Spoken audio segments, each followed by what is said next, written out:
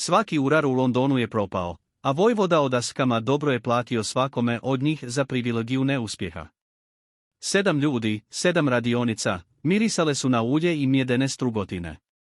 7 peri naočalastih očiju zavirivalo je u uništeno srce dugog sata koji nije mjerio vrijeme 11 godina i neće, bez obzira na to što se nudilo, što se prijetilo, što se oplakivalo u sitne sate kada je njegova milost vjerovala da ga nitko ne može čuti.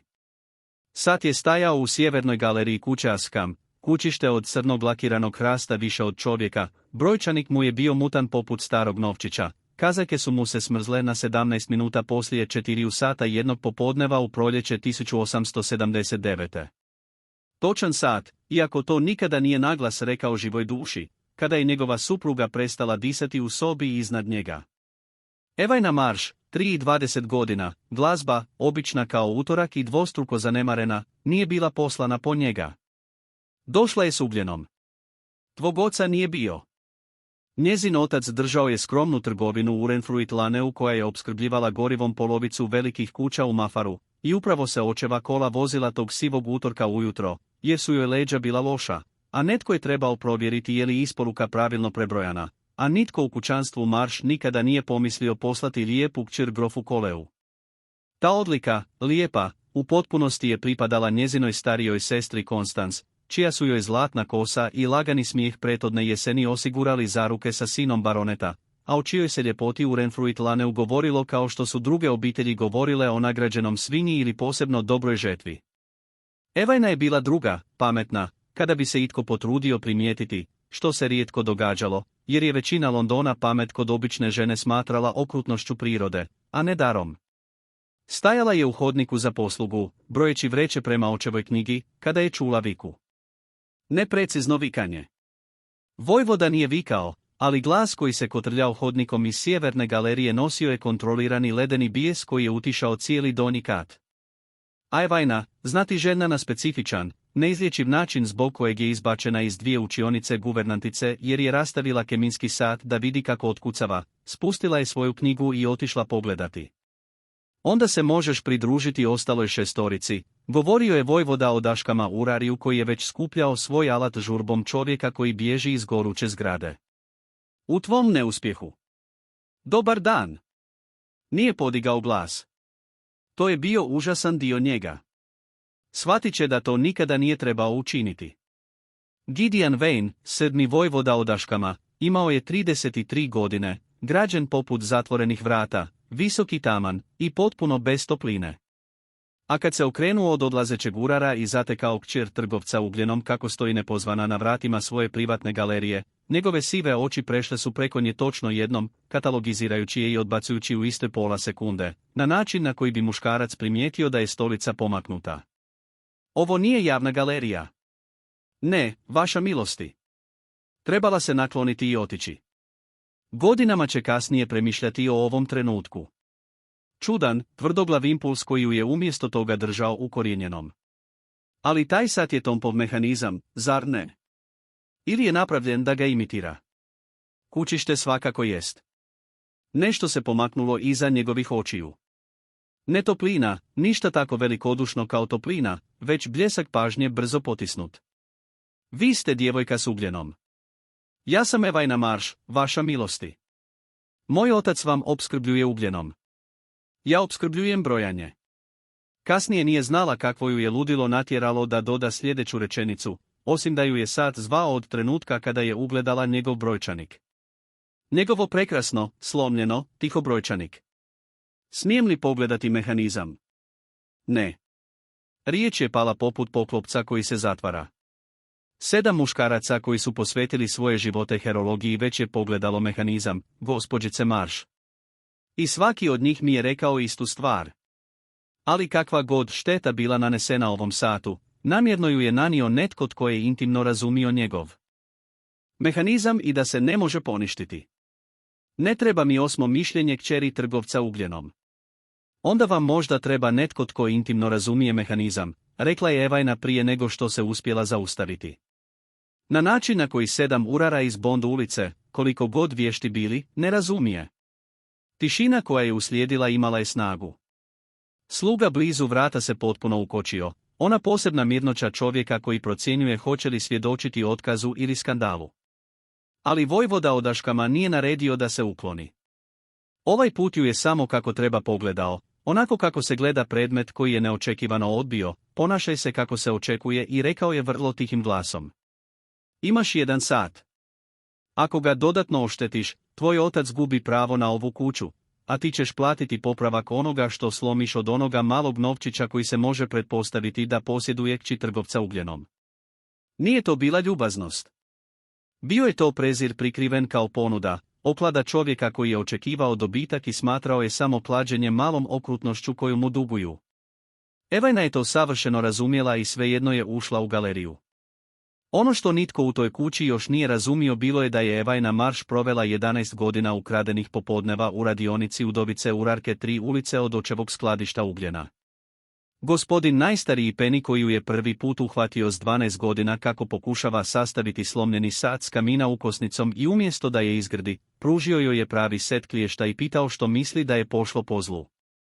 Svaki slobodni sat od tada je provodila učeći ono što ljepota njezine sestre nikada nije zahtijevala da nauči, anatomiju cupčanika i glavnih opruga, jezik zapornih mehanizama, posebna glazba pokreta koji je tekao istinito.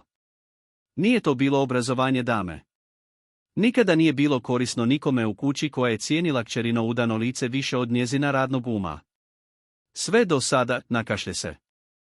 Kleknula je pred veliki sat i otvorila njegovo kućište kazaljkama koje se nisu tresal, iako se sve u njoj treslo, pogledala je u njegovo uništeno srce i shvatila u roku od 4 minute što je 7 muškaraca s boljim alatima i manje strpljenja potpuno propustilo. Nije bio oštećen, rekla je. Bio je onesposobljen. Postoji razlika, vaša milosti, iako zamišljam da vas je ta razlika mnogo koštala u troškovima konzultacija. Nije napustio galeriju. Gotovo je očekivala da hoće, vojvoda koji ima bolje korištenje za svoj sat nego gledati kako kći trgovca ugljenom ne uspijeva, gdje su njegovi stručnjaci propali prije nje.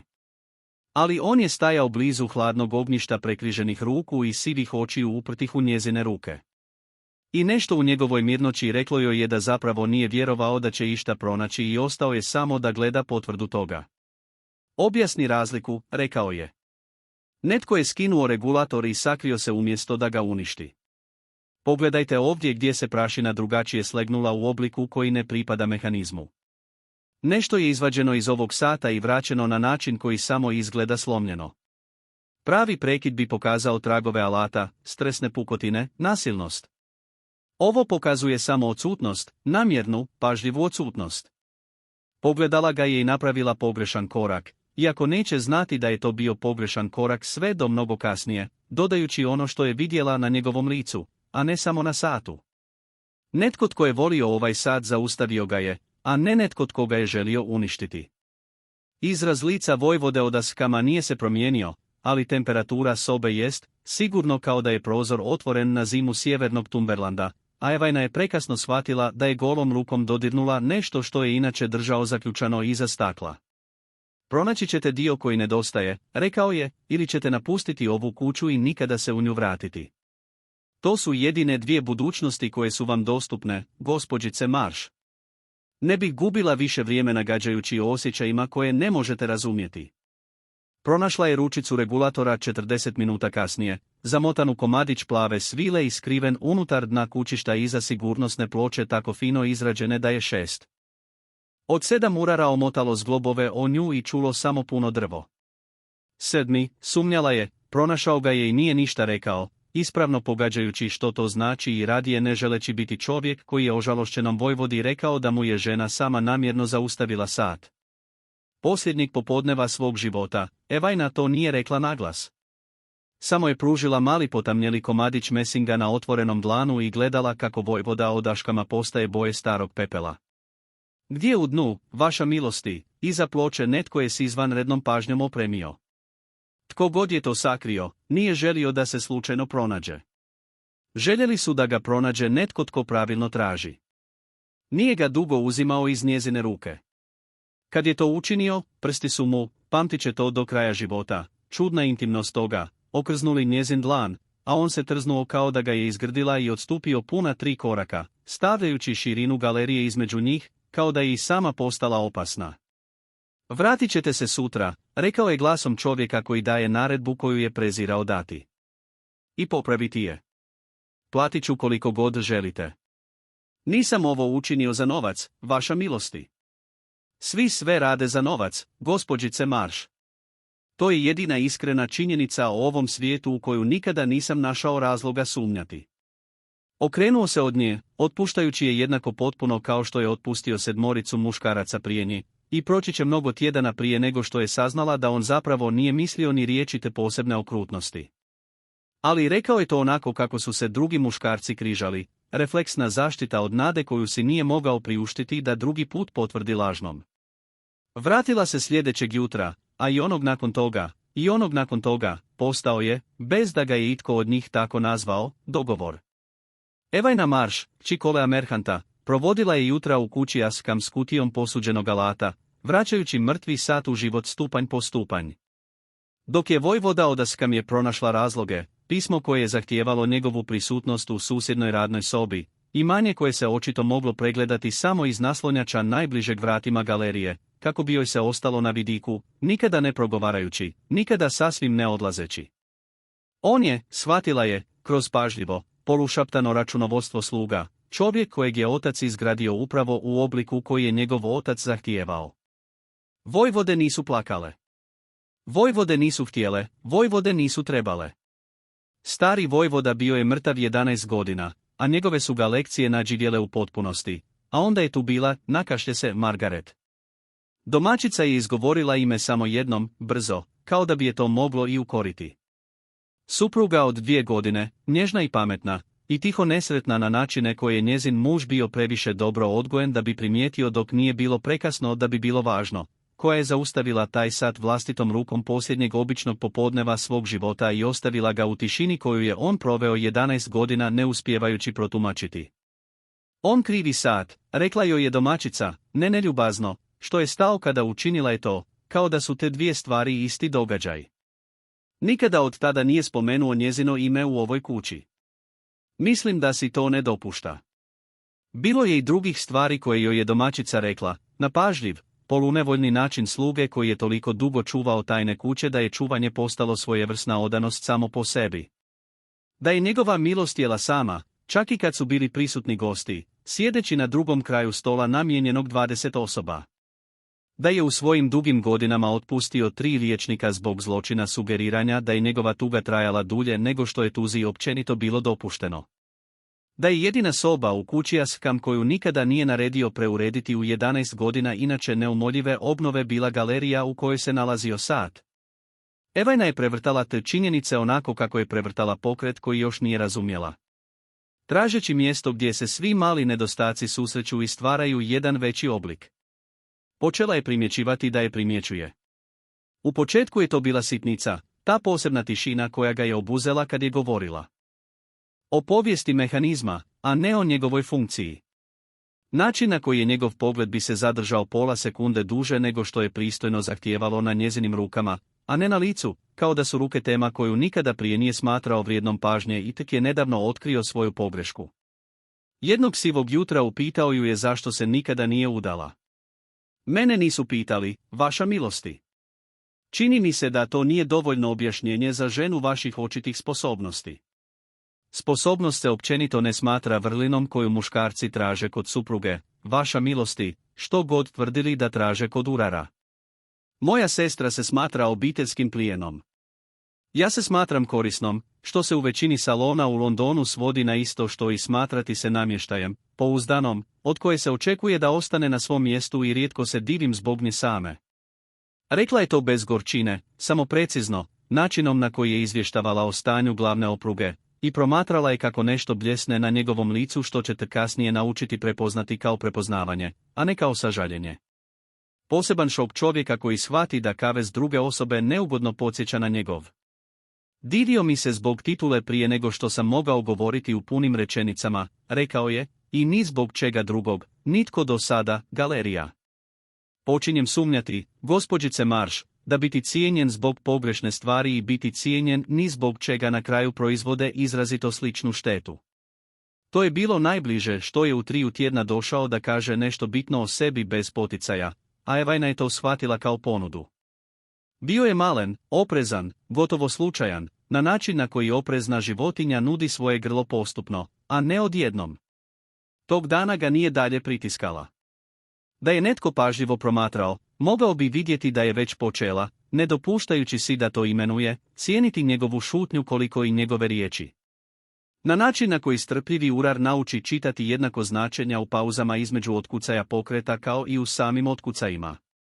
Do 4. tjedna, počeo je čitati u galeriji svako jutro umjesto da samo sjedi sa svojim pismima, romanom u kojem nije izgledao da napreduje, a Evajna je i to shvatila kao svojevrsno priznanje da mu je ponestalo izgovora za njegovu prisutnost i da je jednostavno prestao glumiti da mu je potreban. Osoblje je primijetilo. Osoblje, sumnjala je da je primijetila mnogo toga prije nego što si je dopustila da uopće išta primijeti.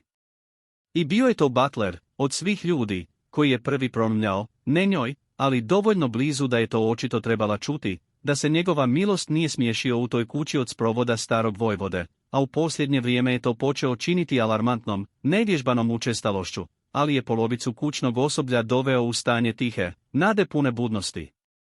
Evajna nije ništa o tome rekla vojvodi, ali je počela, bez da se u potpunosti odlučila, razgovarati sa Satom dok je radila, onako kako ju je gospodin Penny naučio da razgovara sa svakim problematičnim mehanizmom, tiho, strpljivo, kao da je može čuti i jednostavno ga treba nagovoriti. I bila je na pola rečenice o umoru mehanizma za zatvaranje jednog sivog četvrtka ujutro kada je shvatila da vojvoda o daškama stoji točno iza nje i sluša, i to već neko vrijeme. Govori s njim, rekao je, kao da tuguje. Čini mi se da sve što je bilo voljeno, a zatim zaustavljeno malo tuguje. Vaša milost, Satovi su samo vrlo strpljiva srca. Trebala je tu stati. Rijetko je to činila. Ne vjerujem da biste se s time ne slagali kad biste si dopustili da to pravilno razmislite. Prvi put otkako je ušla u njegovu kuću, nešto se na njegovom licu raspalo. Ne baš slomljeno, nego nezaštićeno. Onako kako čovjekovo lice ostane nezaštićeno na jednu nezaštićenu sekundu prije nego što se sjeti da ga netko promatra. Nije ništa rekao. Napustio je galeriju bez ijedne riječi. Ali nije je otpravio, a sljedećeg jutra ponovno je bio u naslonjaču s naslonom prije nego što je stigla, kao da se na kraju nije mogao natjerati da bude negdje drugdje. Konstans je prva primijetila. Jer je Konstans primijetila sve što se ticalo statusa, način na koji druge žene primjećuju vrijeme. Imaš boju u obrazima koja nema nikakve veze s ugljenom prašinom.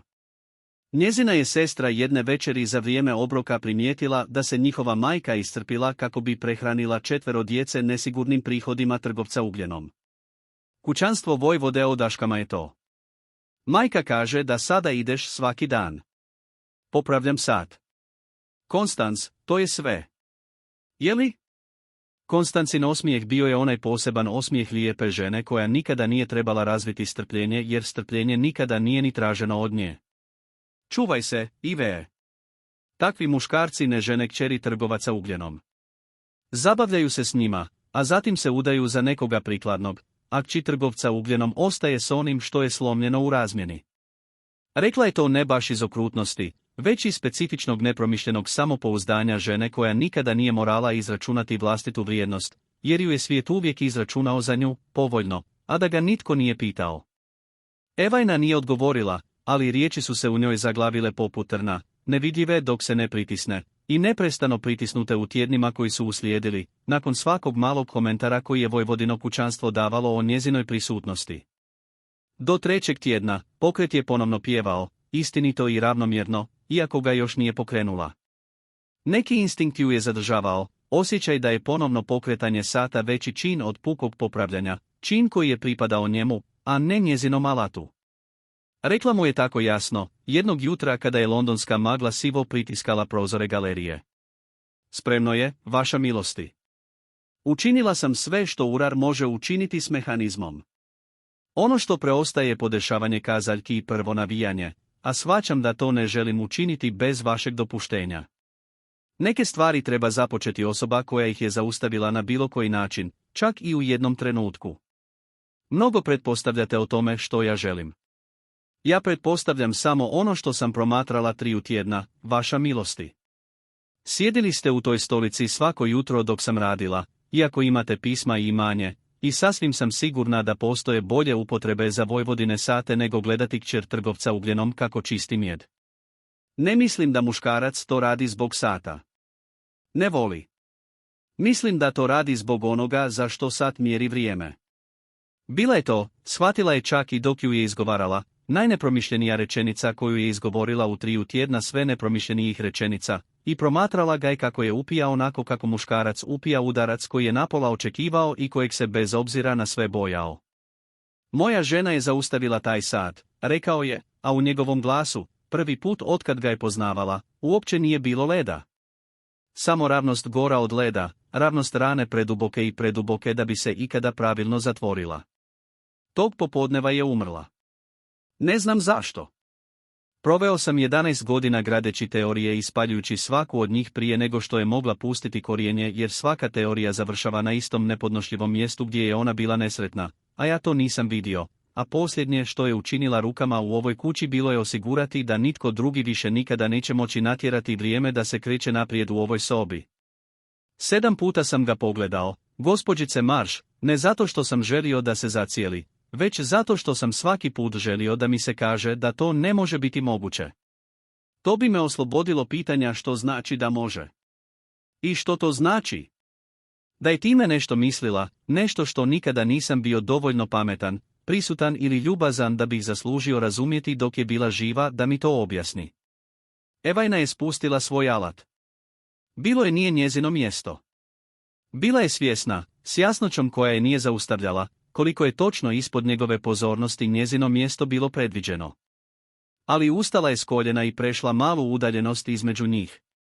Dovoljno blizu da vidi da njegove sive oči izbliza uopće nisu bile hladne, možda nikada nisu bile hladne, samo čuvane, onako kako čovjek čuva ranu za koju mu je cijeli život rečeno da je ne smije imati. Nisam poznavao vašu ženu, vaša milosti, i neću se pretvarati da govorim od tuge koju nije na meni da tumačim. Ali proveo sam 3 tjedna unutar mehanizma tog sata. I mogu vam reći ono što znam kao činjenicu mehanizma, a ne kao osjećaj. Tko god je sakrio tu regulatornu ručicu, učinio je to s izvanrednom pažnjom, a ne nasiljem. Pažnjom. Nije je razbila. Nije je bacila kroz prozor. Otvorila je kućište nježno kao što sam ga ja otvarao svako jutro od tada, i sakrila je mali komad mesinga u svili, na mjestu izgraćenom da ga pronađe samo netko tko gleda sa strpljenjem, a ne silom. Ne mogu vam reći što joj je bilo u srcu. Ali mogu vam reći što je bilo u njezinim rukama i njezinim. Ruke su bile pažljive, vaša milosti. Pažljive ruke ne pripadaju ženi koja izvršava čin očaja protiv muškarca kojeg je voljela. Pripadaju, mislim, ženi koja je željela da je na kraju razumije netko dovoljno strpljiv da pogleda. Dugo nije progovorio. Kad je progovorio, glas mu se otvorio na način za koji je sumnjala da mu nije dopustio da pukne 11 godina, ni jednom, čak ni sam. To ne možete znati. Ne, ali to je istina koju mehanizam govori. A ja sam cijeli život provela učeći vjerovati onome što mi mehanizmi govore, a ne onome što mi govori prikladna okrutnost, vaša milosti. Jer mehanizmi ne laskaju i ne kažnjavaju. Oni samo pokazuju ono što je istina. Okrenuo se od nje i dugo stajao okrenut prema hladnom ognjištu. Ramena su mu se držala s posebnom ukočenošću čovjeka koji silom volje odbija dopustiti strancu da ga gleda kako plače. I proći će mnogo tjedana prije nego što je Evajna od domaćice saznala da je on zapravo te noći plakao sam prvi put od sprovoda i da je naredio da ga nitko ne uznemirava do jutra. Tog dana joj nije ništa više rekao. Ali sljedećeg jutra bio je u naslonjaču s naslonom prije nego što je zora potpuno pukla, i promatrao ju je kako namješta kazaljke na točan sat s toliko apsolutnom pažnjom da se Evajna osjećala kao da joj prvi put u životu svjedoči netko tko je ne uspoređuje s ljepotom njezine sestre ili skromnim prihodima njezine obitelji ili bilo čime drugim osim s jednostavnom činjenicom što njezine ruke mogu učiniti. Sat je počeo otkucavati u 11 minuta i 9 minuta u utorak ujutro u lipnju, a zvuk ga je, tih, običan, potpuno neupadljiv svakome tko nije proveo 11 godina slušajući njegovu tišinu, učinio da nešto u Vojvodi o daškama poništi, do čega 7 urara iz Bond ulice i svaki liječnik u Londonu nisu uspjeli doći više od desetljeća. Plakao je, ne glasno, ne dugo, ali otvoreno pred njom, što je shvatila iz načina na koji je lakaj kraj vrata problijedio i potpuno pobjegao iz sobe, nešto što se nikada prije nije dogodilo u toj kući, ni jednom, ne u živom sjećanju, i učinila je jedino što su njezine ruke znale učiniti u prisutnosti mehanizma koji je konačno ispravno radio. Stajala je vrlo mirno i nije, dodirni ga i pusti ga da provede svoj sat bez svjedoka pretvarajući se da nije svjedok. Trebalo je završiti na uobičajen način na koji takve priče završavaju za kćeri trgovaca kupusom. Vojvodina trenutna slabost zahvalno je završila, velikodušno kompenzirana i tiho zaboravljena do jeseni. Konstans je svakako vjerovala da hoće i to je rekla više puta sa specifičnim samopouzdanjem žene koja nikada nije imala razloga pogriješiti u vezi s tim kako svijet raspolaže ženama poput njezine sestre. Ali vojvoda o daškama nije je otjerao. Umjesto toga, počeo je tražiti njezino društvo iz razloga koji nisu imali nikakve veze sa satovima, pitajući je za mišljenje o imanju o kojem nije imala formalnog statusa da je se pita. Šetala je s njom galerijom dugo nakon što je popravak sata bio završen i više nije bilo nikakvog profesionalnog razloga za njezinu prisutnost tamo. Domaćica je primijetila, prije nego što si je Evajna to dopustila, da je njegova milost prvi put u 11 godina počela izgledati kao čovjek koji se svako jutro budi želeći nešto, a ne samo da podnosi potrebu za buđenjem. Na kraju je Konstancen vlastiti plan gotovo uništio sve. Pismo napisano u kolumnu Visokog društva pod Lažna ruka, otkrivajući da je vojvoda o daškama tjednima svakodnevno bio zatvoren s običnom kćeri trgovca ugljenom, namjeravala je, kako je Evajna tek kasnije shvatila, prisiliti vojvodu na skandal, a time i na brzopleto, ponižavajuće otpuštanje koje bi ostavilo prostor za prikladniju vizu. Jer Konstans je do tada već usmjerila pogled na vojvodu i nije mogla shvatiti svijet u kojem je on gledao preko njezine ljepote prema rukama njezine sestre. Kolumna je objavljena u četvrtak. Do petka ujutro, polovica Mafara vjerovala je da je vojvoda o daškama uzeo kćer trgovca ugljenom za ljubavnicu, a druga polovica vjerovala je u gore. A Evajnina majka plakala je nad stolom za doručak na način koji je jasno pokazao koliko temeljito skroman položaj obitelji može biti uništen jednim neljubaznim odlomkom u jednom neljubaznom odlomku. Njezin otac nije rekao ništa, što ju je plašilo više od bilo kakvog prijekora jer je očeva šutnja uvijek značila tugu preveliku za riječi. Ista šutnja koju je nosio tjedan dana kada se ugovor o ugljenu sa Sekaham-hauseom prvi put činio, nakratko ugrožena glasinom prije nego što je obnovljena. Evajna je tog jutra stigla u kuću Askam spremna dati ostavku na svoj položaj prije nego što bude otpuštena s njega, svoj ponos, jedino vlasništvo koje je još uvijek u potpunosti posjedovala. Nije stigla do galerije. Vojvoda ju je dočekao u dvorani i prvi put otkad ga poznajete, izgledao je manje kao vojvoda, a više kao čovjek koji je prethodnu noć proveo u iskrenom strahu da će nešto izgubiti i nije spavao iz straha. Dobio sam pismo od vašeg oca, rekao je, obavještavajući me s priličnom tugom da namjeravate povući se iz ove kuće radije nego da moje ime bude dodatno okaljano povezivanjem s vašim. Želio bih da shvatite nešto prije nego što učinite nešto tako glupo, gospođice Marš. Udahnuo je, poseban dah čovjeka koji će reći nešto što je 11 godina vježbao da nikada ne izgovori. Niste okaljali moje ime. Vi ste jedina istinita stvar koja je ušla u ovu kuću otkako je Margaret umrla. Provela sam 11 godina vjerujući da je toplina luksuz koji si moj položaj ne može priuštiti. A vi ste ušli u moju galeriju nepozvani i dokazano unutar jednog sata pred satom i moja vlastita znatna arogancija, ali jednostavno nikada nisam bila dovoljno strpljiva da ga kako treba potražim. Ne nudim vam posao, gospođice Marš.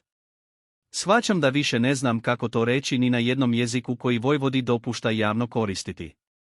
Stoga ću to jednostavno reći jasno, kao što ste mi uvijek sve govorili. Ne želim da napustite ovu kuću. Želim da ostanete u njoj kao moja supruga sve dok bilo tko od nas bude imao sreću provoditi vrijeme u njoj zajedno. Vaša milosti. Svjesna sam što će London reći. Nikada u 11 godina nisam manje marila za ono što London govori nego u ovom trenutku. Njegove sive oči, više ne hladne, više neoprezne, držale su njezine s istom apsolutnom pažnjom koju je nekoć posvećivao samo pokvarenom satu. Rekla si mi da pažljive ruke ne pripadaju očaju. Sada te molim da vjeruješ da isto vrijedi i za moje. Da ono što ti nudim nije refleksna zahvalnost čovjeka koji je jednom plakao u tvojoj prisutnosti, već promišljeni izbor čovjeka koji prvi put u desetljeću pronašao je nešto u svom životu što nije spreman izgubiti zbog kukavičluka ili ponosa. Evajna Marš, 23 godina, kći trgovca kolam, obična kao utorak, i cijeli svoj život previdjela je svijetom koji je oduvijek mjerio samo lice njezine sestre, pogledala je vojvodu o daskama ispruženu ruku i shvatila da je ovo konačno mehanizam koji nije trebala ispitivati zbog skrivenih oštećenja. Bio je istinit. Sama ga je izgradila, zupčanik po zupčanik strpljivo tijekom 3 tjedna sivih jutara, i vjerovala je vlastitom radu. Onda prihvaćam vašu milost, rekla je, pod uvjetom da konačno barem jednom naglas izgovorite njezino ime, kako bi sat koji je zaustavila mogao nastaviti mjeriti vrijeme i za tugu koju ste pokopali i za život koji sada umjesto toga birate. Kuća ne može izdržati 2 tišine i dalje se nazivati domom. Rekao je to. Margaret jednom tiho u galeriji gdje je sat sada mjerio savršeno vrijeme i nešto na njegovom licu se olabavilo što je bilo zaključano 11 godina. I Evajna je shvatila da nije zamijenila tugu. Jednostavno je strpljivo napravili su mjesta pokraj njega za nešto novo što će rasti. Vjenčali su se te jeseni tiho, bez spektakla koji je Mayfair s pouzdanjem predvidio da će pratiti bilo koji njihov skandal. A Constance nije prisustvovala, preselivši se u Bet radije nego da svjedoči trijumfu koji nije mogla oprostiti svojoj sestri što ga je pošteno zaradila. Vojvotkinja o daskama cijeli je svoj dugi život čuvala malu kutiju urarskog alata u ladici svog pisaćeg stola i bila je poznata po tome što je u kasnim godinama popravljala satove stanara i obrtnika podjednako vlastitim rukama, odbijajući plaćanje, govoreći samo da se neki dugovi bolje plaćaju strpljenjem nego novcem. Godinama kasnije, kada je njihova najstarija kći, pametna, obična i potpuno neopterećena tom razlikom, pitala zašto veliki sat u sjevernoj galeriji svako jutro navija sam vojvoda i nitko drugi, majka joj je rekla samo ovo, da neka srca ne prestaju od lomljenja, već od čekanja da budu shvaćena, i da je najrjeđi dar koji jedna osoba može dati drugoj strpljenje da pravilno pogleda ono što je prebrzo nazvano uništenim. Sat je u toj kući pokazivao savršeno vrijeme do kraja života oboje, i ni vojvoda ni vojvotkinja nikada, ponovno je trebalo 8. mišljenje o svemu što je među njima zaista važno.